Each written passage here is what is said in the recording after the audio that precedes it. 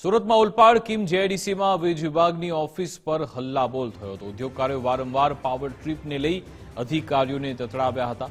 5 મિનિટના પાવર કટમાં લાખોનું નુકસાન થતું હોવાનો આક્ષેપ છે।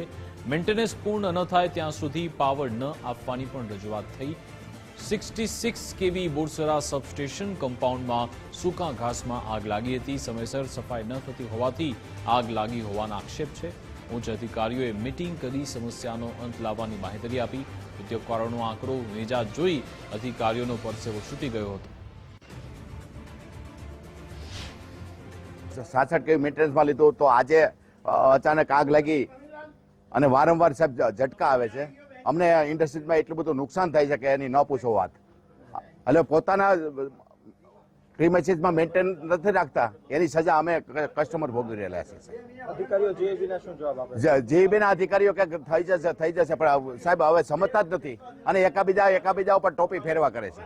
આજે 66 કેવી બોરસરાનો નવાપરામાં આવેલું 66 કેવી સબસ્ટેશનમાં એક આગ લાગવાથી અમારા બધા ફીડરો બંધ થયા એટલે અમે જાત તપાસ કરવા માટે સ્થળ ઉપર આવ્યા।